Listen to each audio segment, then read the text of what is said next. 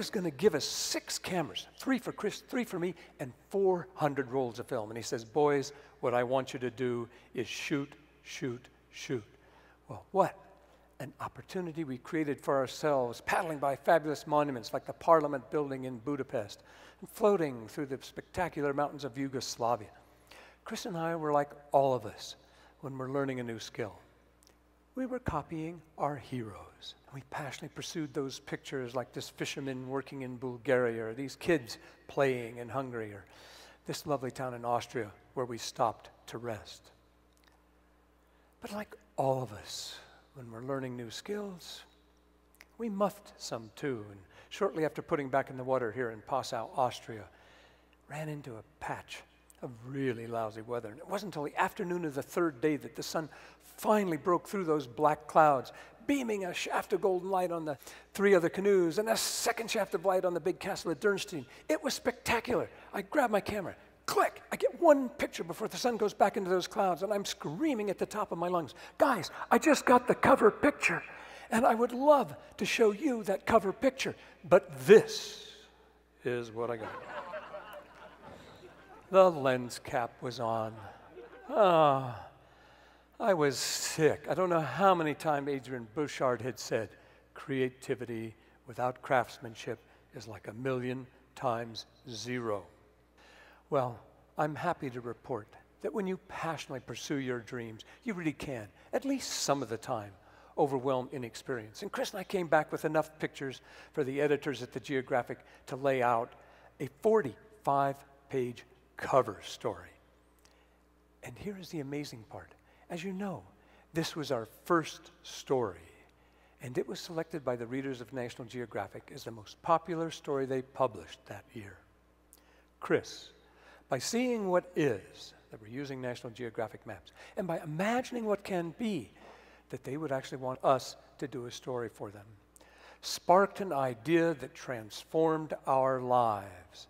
That geographic story opened the door to careers in photography for both of us.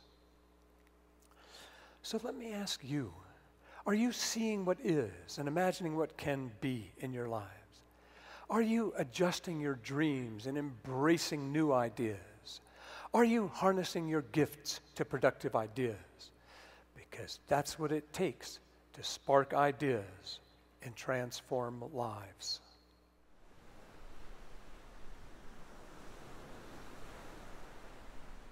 That, ladies and gentlemen, is the first key to sparking ideas, seeing what is and imagining what can be. And if you nurture your ideas with the same passion Sue tended her garden, you really can transform your ideas from dreams into new realities. As all of you know, it's hard to give up big dreams, whether it's a great business idea or the dream to compete in the Olympics. But it's that spring, that painful spring, that I learned that as we test our gifts and our skills out there in the world, sometimes we come up short and we have to adjust our dreams. And that is the second key to sparking ideas, the ability to adjust your dreams and embrace fresh ideas. Just as great poker players have to know when to hold their cards and when to fold them, we have to know when to hold our dreams and when to fold them. But that's okay. That's okay, because just as that card player can go back to the deck for a fresh hand of cards, we can go back to our imaginations for a fresh set of ideas. But what about you? When was the last time you thought about your ideas? When was the last time you thought about the things that you see through your eyes, that you feel in your heart, that you understand with your mind? Because I'm convinced we have to think about our gifts, to discover our gifts, to develop our gifts, and to harness our gifts to productive ideas. And that is the third key to sparking ideas. Harness your gifts to productive ideas. Teamwork is critical for soldiers in combat whose lives are on the line.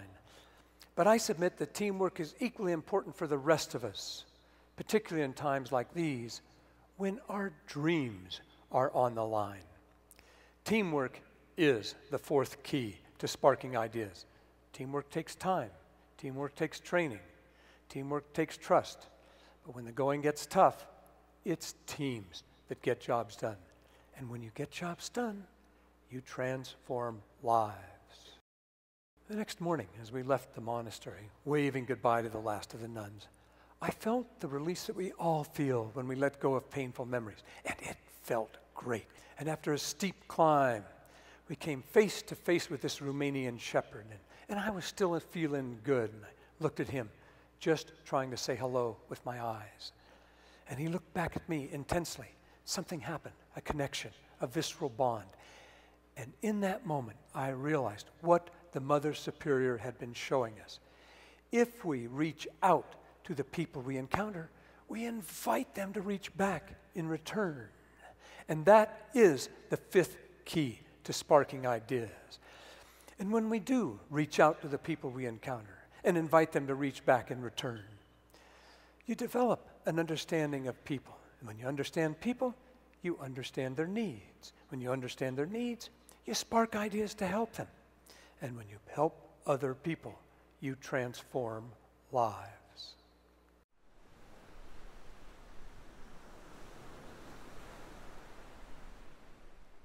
I hope that you see what is and imagine what can be in your lives. And I hope that you passionately pursue your ideas for yourselves and your families, your ideas for your companies and your communities. Because remember, when you spark ideas, you transform lives.